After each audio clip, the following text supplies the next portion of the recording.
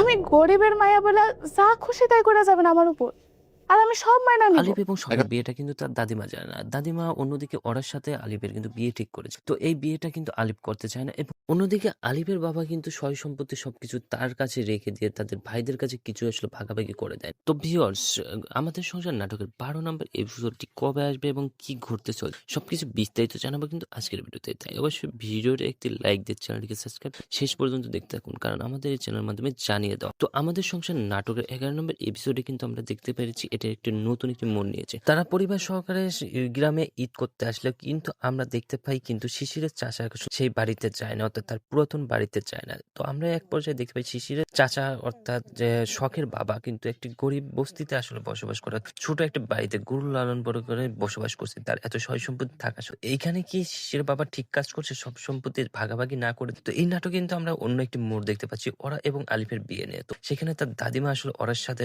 আলিফের বিয়ে দিতে চায়, অন্যদিকে আলিফ কিন্তু শখকে বিয়ে করতে চায়। তো এখন কথা হলো, শখ কিন্তু একটা পর্যায়ে বলেছেন যে সে আর শহরে পড়াশোনা করতে যাবে না, সে গ্রামে বসবাস করবে। তো এখন কিন্তু আমরা দেখতে পাই আলিফ কিন্তু সেখানে যেয়ে বলে সে আসলে পড়াশোনা অবশ্যই করতে যাবে এবং এর জন্য আলিফ যা করা লাগে। তো এক পর্যায়ে নাটকের কিন্তু নতুন একটি কাহিনী ঘটানো তো এর পরবর্তী এপিসোডে কিন্তু আমরা দেখতে পারবো তারা আসলে গ্রাম থেকে শহরে চলে আসে। তো শহরে এসে কিন্তু নানান ধরনের কাহিনী ঘটতে চলছে। তো বন্ধুরা, আমাদের সংসার নাটক কিন্তু এখন থেকে আপনার প্রতি শুক্রবারে পাবেন না, এর পরবর্তীতে কিন্তু আমরা বৃহস্পতিবার অর্থাৎ আগামী বৃহস্পতিবার কিন্তু আমাদের সংসারের নাটকের 12 নম্বর এপিসোডটি রেড ফিল্ম এন্টারটেইনমেন্ট ইউটিউব চ্যানেলে পেয়ে যাবেন। তো আপনারা কে কে আমাদের সংসার নাটকটি দেখার জন্য অপেক্ষা রয়েছেন তারা অবশ্যই কমেন্ট করে জানাতে ভুলবেন না। আর বন্ধুরা, আপনারা কে কোথায় থেকে অর্থাৎ বাংলাদেশের কে কোন জেলায় থেকে আমাদের এই সংসার নাটকের প্রতিটা এপিসোড আসলে দেখেছেন তারা অবশ্যই কমেন্ট করে জানাবেন। আমরা দেখতে চাই যে কে কোথায় থেকে আমাদের সংসার নাটকগুলো দেখে থাকেন।